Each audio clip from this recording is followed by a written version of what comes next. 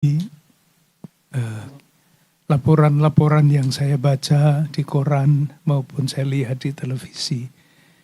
Mungkin satu dua hal yang berkaitan dengan jalannya konklav. Di sejak Paus Fransiskus meninggal, itu ada 9 hari masa berkabung. 9 hari.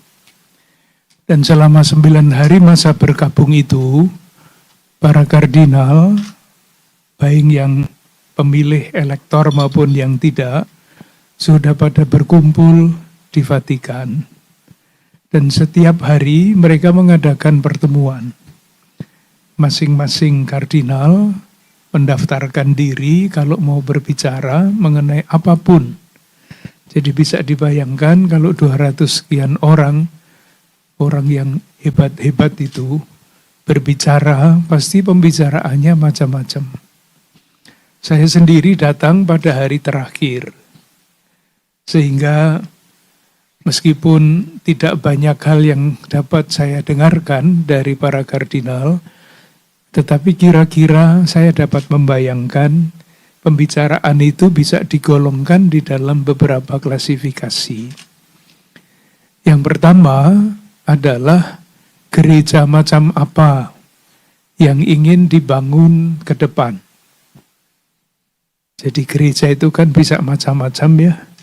Ada ajaran teologi dogmatis, gereja itu apa? Ada gereja seperti yang dikatakan oleh Paus Fransiskus yang belum pernah ada di dalam rumusan teologi. Misalnya saya ingin gereja seperti rumah sakit di medan perang.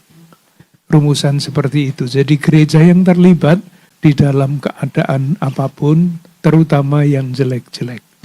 Jadi gambaran tentang gereja seperti apa. Yang kedua adalah dunia macam apa yang akan berkembang ke depan. Kita tidak bisa meramalkan gereja macam apa yang akan, dunia macam apa yang akan berkembang di masa depan, bulan depan, tahun depan, 5 tahun yang akan datang. Tetapi ini dengan bahasa kurang lebih dunia pertama ya, Eropa, Amerika, mereka berbicara mengenai sekularisme.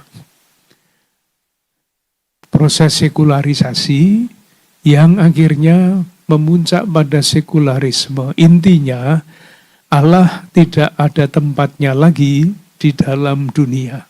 Kalau kita kan masih banyak tempatnya ya. Tapi di sana tidak.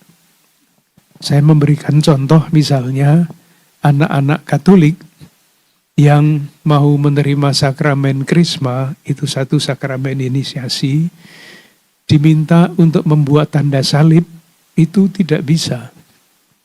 Karena di sana anak-anak di sekolah tidak boleh diajar agama.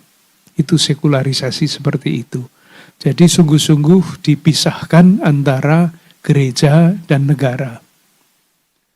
Sehingga sekolah-sekolah kalau misalnya mengajarkan agama nanti tiba-tiba pasti dihukum.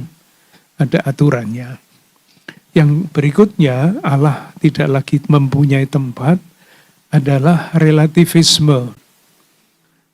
Yang dimaksudkan dengan relativisme adalah ketika orang tidak percaya lagi pada norma-norma moral yang pokok, yang dasar. Jadi tidak tahu lagi baik dan buruk itu relatif apa tidak, apakah ada kebaikan yang tidak berubah. Yang dulu baik, sekarang tidak baik lagi. Yang dulu salah, sekarang jadi betul. Itu relativisme. Jadi nilai yang tidak ditentukan oleh moral keimanan, tetapi ditentukan oleh zaman. Banyak sekali contohnya saya kira mengenai pernikahan misalnya. Pernikahan itu dulu kan laki-laki dengan perempuan ya. Sekarang banyak negara di Eropa yang sudah meratifikasi, membolehkan hidup bersama sesama jenis. Ini kan tidak terpikirkan 50 tahun yang lalu. Sekarang sangat biasa. Seolah-olah nilai-nilai yang dulu dianggap nilai dasar, itu sekarang tidak ada lagi. Kira-kira seperti itu. Nah, kalau zamannya memang seperti itu, lalu pemimpin gereja macam apa yang dibutuhkan supaya dapat memimpin gereja ini dengan baik, gerejanya tidak terpengaruh oleh arus-arus yang tidak teratur itu, tetapi sungguh memberi arah kepada sejarah. Jadi memberi arah baru. Arah barunya misalnya rumusannya adalah damai. Itulah yang dikatakan oleh Paus Leo pada waktu tampil di balkon itu untuk pertama kali beliau bicara tentang damai. Itu arah. Tetapi arah menuju perdamaian itu kan tidak semudah seperti dikatakan. Perang di mana-mana, perang diciptakan karena orang mau menjual senjata dan begitu berputar sehingga tidak mungkin lagi orang lepas dari perang itu. Jadi antara nilai dan realitas itu semakin jauh. Nah, di dalam pembicaraan muncul beberapa kali kata-kata ini dari para kardinal menyebut-nyebut Paus Fransiskus. Jadi meskipun beliau sudah meninggal, tetapi para bapak kardinal itu seolah-olah mau mengatakan, kami mengharapkan seorang pemimpin gereja yang baru seturut jalur Paus Fransiskus. Artinya secara konkret bukan akademisi, bukan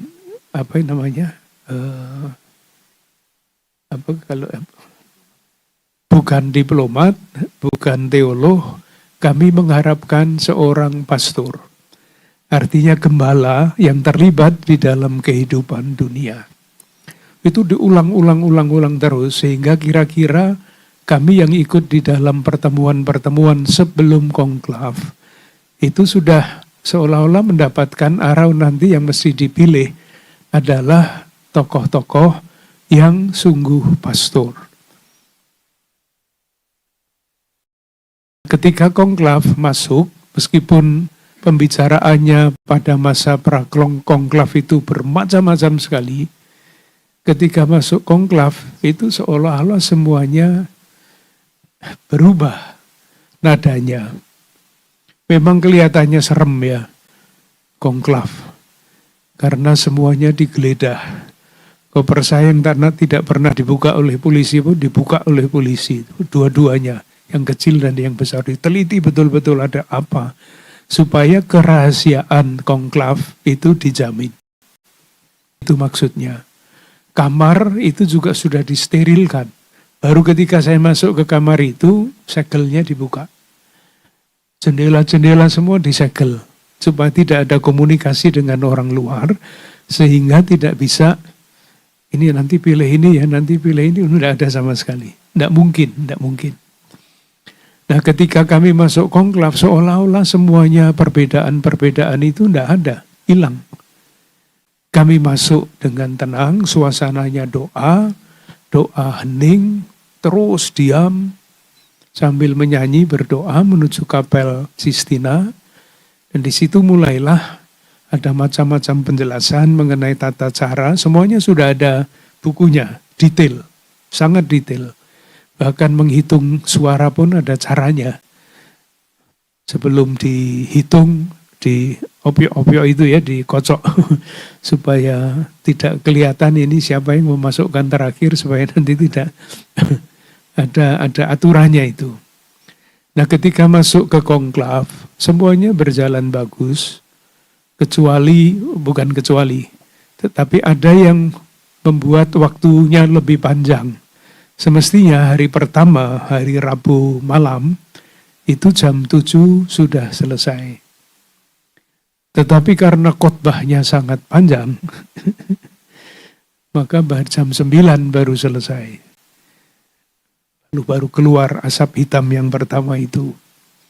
Itu karena khotbahnya terlalu panjang. Maka Romo nanti kalau khotbah jangan panjang-panjang ya. Iya, itu putaran pertama masih menjajaki, seperti kalau pemilihan ketua KWI itu ya masih banyak sekali nama-nama yang muncul. Meskipun tidak semua. Pada putaran kedua hari Kamis pagi itu sudah menjadi lebih jelas.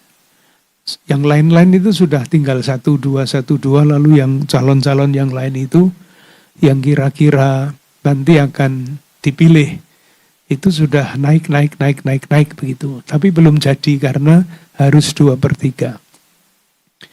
Baru kemudian sore harinya, Kamis sore putaran ketiga, itu juga kalau tidak ada kesalahan itu cepat. Tetapi karena ada kesalahan maka malam itu ya jam 7. Sebetulnya jam 5 sudah selesai itu. Karena apa? Itu tadi karena kardinal-kardinal itu kan banyak yang senior ya, sepuh. Sehingga diberi kartu 2 dimasukkan semua, padahal kan 1-1. Dan aturannya itu dihitung semua. Kardinal lektornya 133, tapi yang masuk kartunya kok 134, ini dari mana ini? Nah aturannya kalau seperti itu langsung dibatalkan, diulang. Nah ketika putaran ketiga hari Kamis sore, cepat sekali akhirnya terpilihlah Kardinal Prevost itu. Itu di dalam konklav. Sesudah konklav, hari berikutnya Paus terpilih masih mengundang para kardinal untuk berbicara bersama-sama, mendengarkan lagi. Padahal sudah sekian banyak yang didengarkan, masih kurang mendengarkan, tapi itu simbolik. Yang mau ditunjukkan oleh Paus adalah kita mau berjalan bersama-sama.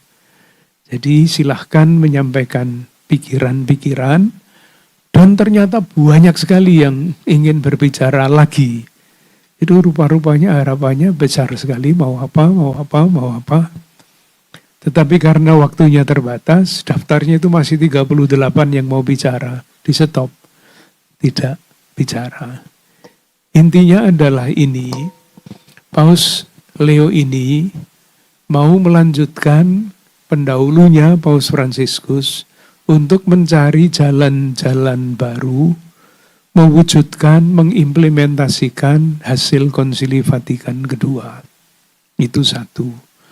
Lalu yang kedua, sadar bahwa itu semua tidak mudah. Dan itu berkaitan dengan masa Paskah. Paskah itu kan kisah mengenai pembebasan umat Allah perjanjian lama dari perbudakan Mesir menuju tanah terjanji. Itu kan perjalanan yang sangat panjang. Sehingga kalaupun cita-citanya damai, Paus Leo tahu bahwa itu tidak mudah. Yang diwartakan damai, tapi yang terjadi adalah perang, konflik. Dan itu sangat memprihatinkan beliau, sangat memprihatinkan gereja. Sehingga sebelum konklav mulai, ada suatu komunike, pernyataan dari pertemuan para kardinal itu, mengajak, menghimbau untuk mengakhiri perang di Gaza, di Ukraina, di Sudan, dan di tempat-tempat lain yang banyak sekali itu. Tetapi itu bukan hal yang gampang. Karena apa? Nah ini sekarang refleksi saya ya. Dulu ada pepatah bahasa Latin, si vis pacem para bellum.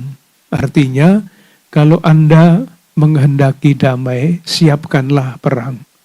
Nah kalau begitu kapan selesainya perang itu? Si vis pacem para bellum, artinya maksudnya kalau tidak mau ada perang harus ada yang adidaya yang tidak bisa dilawan oleh yang lain-lain. Sekarang ada gium di dalam gereja Katolik itu berubah.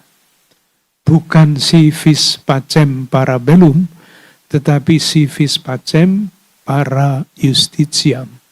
Kalau Anda menghendaki damai, tegakkanlah keadilan.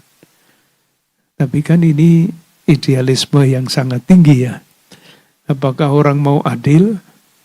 Nanti tidak ada negara-negara super kaya raya. Yang lain nanti menjadi objek penghisapan dan sebagainya.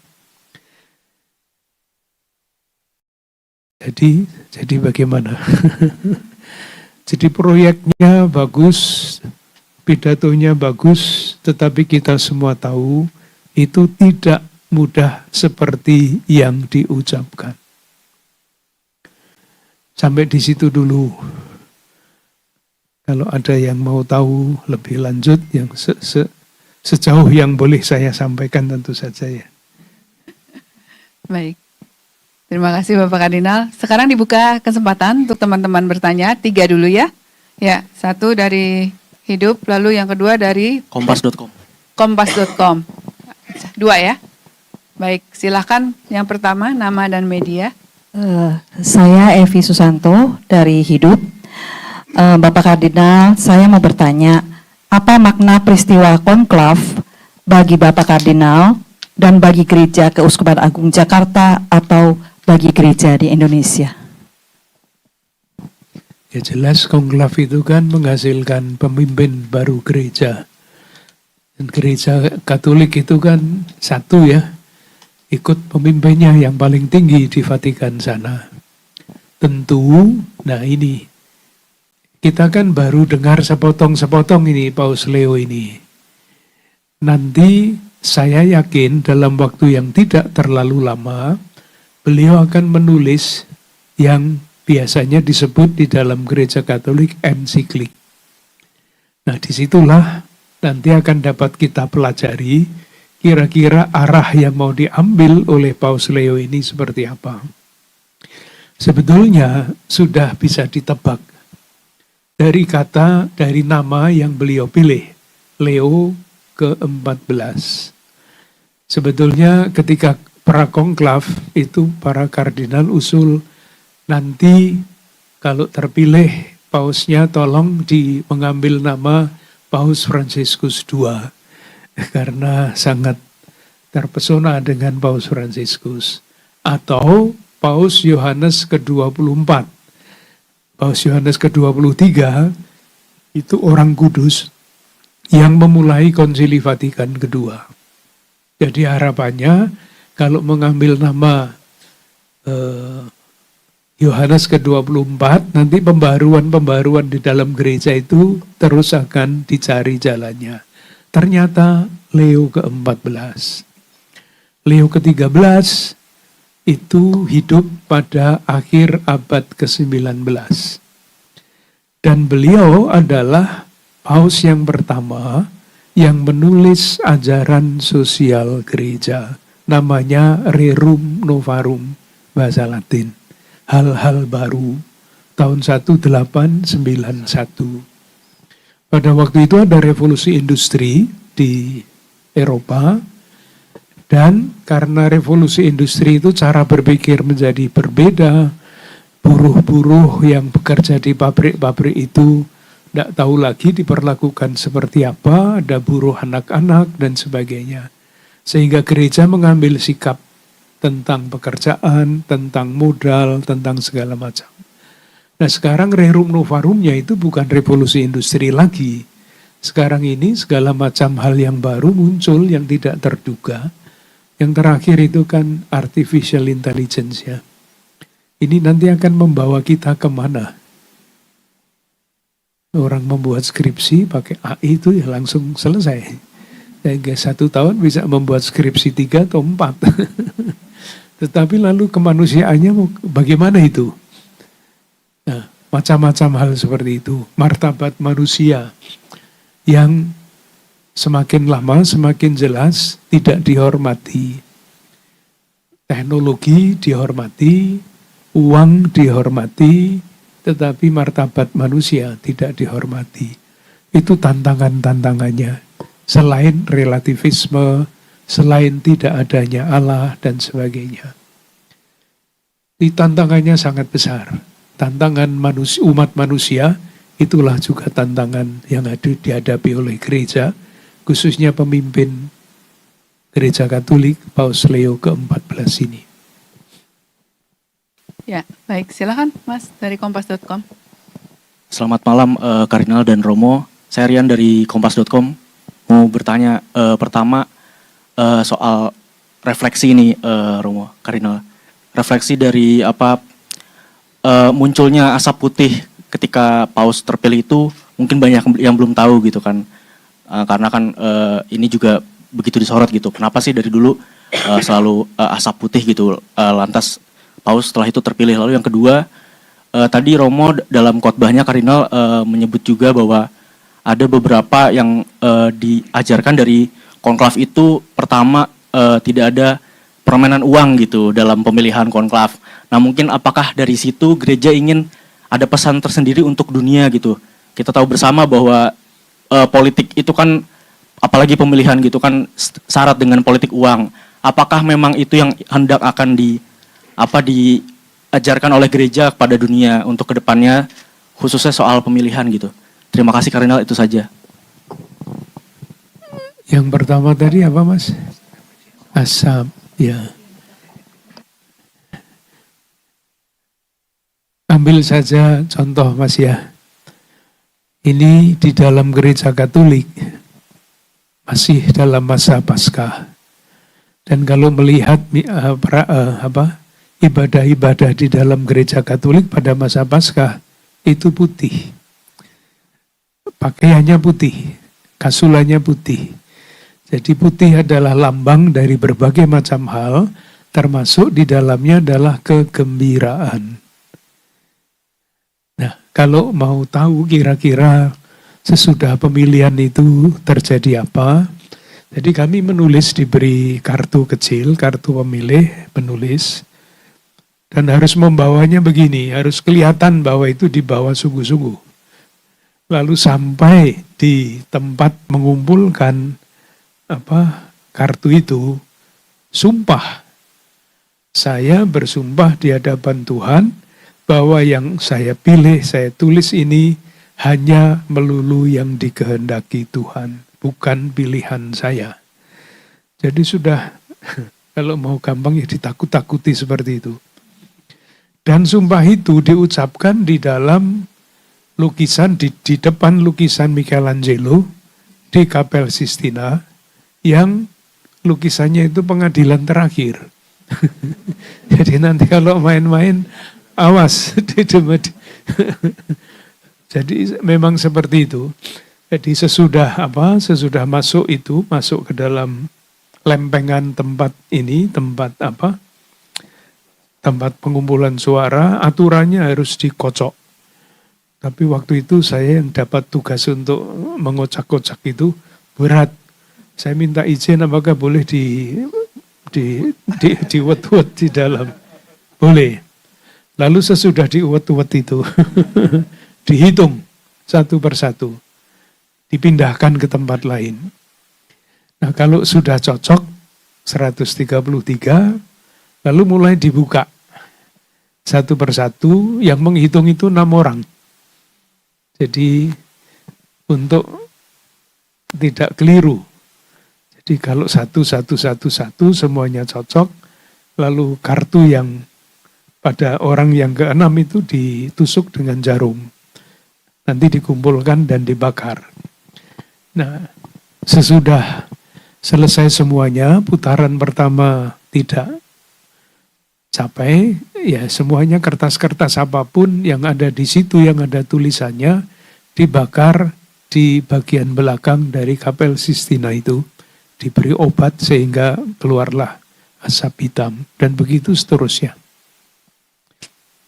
Yang kedua, Mas, ini pertanyaan yang bagi saya sangat bagus, tetapi tidak mudah menjawabnya. Tradisi gereja memang sudah sangat lama seperti itu. Nah, karena gereja itu bukan institusi politik, tetapi institusi spiritual, maka yang spiritual itu harus dijaga benar-benar. Dan yang spiritual itu kalau mencari pemimpin, ya pemimpin yang paling baik di antara yang lain-lain. Dan yang dikehendaki oleh Tuhan lewat konklav. Maka kalau mau memilih pemimpin yang baik, ya tidak boleh ada macam-macam yang biasanya terjadi dalam pemilihan presiden dan sebagainya. Tidak ada di sana. Memang betul saya membayangkan dalam batin ya Mas ya. Alangkah hebatnya kalau pemilihan pemimpin-pemimpin itu dijalankan dengan spiritualitas yang seperti itu. Pasti berbeda. Memilih presiden pasti tidak sama dengan memilih paus. Tetapi nuansanya itu nuansa spiritual. Tidak mencari kekuasaan, tidak ada gosip-gosip, tidak ada macam-macam seperti itu. Alangkah hebatnya kalau pemimpin-pemimpin kita itu dihasilkan dengan cara seperti itu. Entah caranya seperti apa, tetapi dipastikan kekuasaan itu tidak dikejar dengan cara apapun. Diperjuangkan iya, harus. Tetapi tidak dengan cara apapun. Sehingga cara menghalalkan cara, tujuan menghalalkan cara. Itu refleksi saya, Mas. Baik. Ada yang mau bertanya ya, Mbak? Ya, silahkan. Bapak Kardinal, saya Celia dari TV One. Yang mungkin Celia ingin tahu, mungkin teman-teman di sini juga ingin tahu adalah di sana itu kan tadi Bapak Kardinal sudah sampaikan bahwa ini campur tangan Tuhan begitu ketika pemilihan berlangsung. Tapi sebelum pemilihan berlangsung kita sudah tahu ada beberapa nama-nama mungkin yang tersebar di media sosial sebagai nama-nama calon kuat. Apakah memang Bapak Kardinal sendiri memperhitungkan hal tersebut atau bagaimana dari Bapak Kardinal sendiri menentukan nama kemudian yang ingin Bapak Kardinal tulis di dalam kertas tersebut? Dan apakah Bapak Kardinal juga sempat berbicara dengan Paus Leo ke-14 terkait dengan permasalahan di Indonesia? Apa pesan, mungkin saran dari Bapak Kardinal terkait hal tersebut? Terima kasih. Yang kedua, saya belum sempat berbicara dengan Paus Leo ke-14, Pak.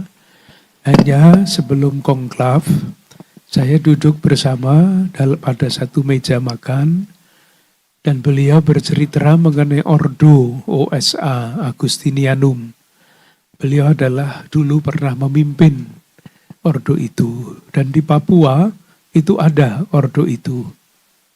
Uskup yang kemarin ditabiskan di Timika itu dikenal baik oleh Paus Leo ke-14 ini. Karena waktu itu saya mengatakan di Indonesia juga ada. Oh ya, nanti hari-hari ini Bernard baru akan ditabiskan uskup. Nah, itu kan artinya kenal. Ya. Saya sendiri penggembira, Mbak ya. Jadi saya masuk, kalau ditanya bagaimana perasaan Anda ketika masuk. Saya tenang-tenang saja, enggak pikir macam-macam. Saya percaya bahwa yaitu persiapan-persiapan sudah cukup, aturan-aturan main ditulis dengan sangat rinci. Dan saya kira nanti prosesnya waktu itu itu seperti pemilihan yang biasa. Periode pertama, putaran pertama, itu pasti namanya masih macam-macam. Dan betul, macam-macam. Putaran kedua sudah mulai mengerucut. Kira-kira ini yang akan didukung oleh yang lain. Tetapi belum sampai 2/3. Nah, waktu itu kan menjadi pertanyaan. Kalau masing-masing kardinal itu mempertahankan calon yang dipilihnya, itu pasti akan lama konklavnya. Tetapi rupa-rupanya itulah yang tadi saya katakan dalam rangka pengalaman iman saya, ini karya Roh Kudus yang mempersatukan, itu sungguh-sungguh sangat terasa. Nada berdoa, nada hening, dan sebagainya sangat terasa. Sehingga konklavnya cepat. Nah, tadi kan ada yang lucu-lucu ya, kenapa konklafnya cepat? Makanannya di sana nggak enak katanya. Sehingga ingin cepat keluar semua cari makan sendiri-sendiri. Itu Mbak, ya. Jadi saya mengikuti siapa yang dikatakan di dalam media massa, tetapi ada gium kalau masuk konklav sebagai calon paus, nanti keluarnya ya kardinal. Jadi dukungan-dukungan seperti itu kelihatannya memang ada, karena memang berbeda-beda ya. Pengalamannya dengan para kardinal itu juga berbeda-beda. Tetapi pada waktu prakonklav, itu sudah dikatakan berkali-kali gereja tidak membutuhkan diplomat, gereja tidak membutuhkan akademisi, itu ada tempatnya lain. Gereja membutuhkan pastor, gembala. Baik, kelihatannya sudah cukup. Semua sudah bisa mendapatkan, ya ada, ya baik. Silakan Bapak Kardinal. Iya. Pertama-tama terima kasih kepada kawan-kawan wartawan yang dengan berbagai macam cara sejak wafatnya Paus Fransiskus menyebarkan berita-berita yang sangat menarik. Itu tentu bagi umat Katolik saya yakin sangat menggembirakan. Artinya gereja Katolik dengan tayangan-tayangan itu semakin dikenal. Moga-moga tidak dikenal sebagai yang membahayakan, tetapi dikenal sebagai sahabat yang mau berjalan bersama-sama dengan siapapun. Itu jelas sekali ketika Paus Fransiskus meninggal. Dan ketika Paus Leo ke-14 dipilih, reaksi dunia sangat bagus. Tentu kami umat Katolik di Indonesia juga sangat berterima kasih kepada pemerintah yang waktu itu mengutus wakil-wakil pemerintah dalam pemakaman Paus Fransiskus. Dan sekarang mengutus wakil-wakil pemerintah dalam inaugurasi Paus Leo ke-14. Itu sangat meneguhkan. Pemerintah hadir di dalam peristiwa besar di dalam gereja Katolik. Itu Romo. Ya. Ya, terima kasih Bapak Kardinal. Dan apakah ada yang mau ditambahkan dari para Romo yang hadir? Ya, kira-kira demikian ya, teman-teman media yang terkasih. Ya.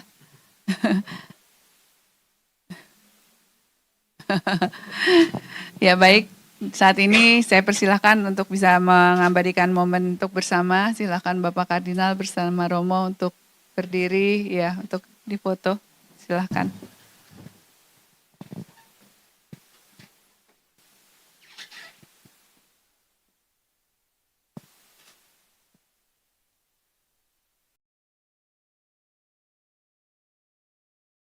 Baik, terima kasih banyak teman-teman atas kehadirannya selalu dengan setia mengikuti dan mewartakan apa yang menjadi proses ya selama ini.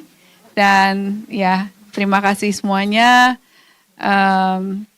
untuk ada yang mau bertanya itu ya. Oh.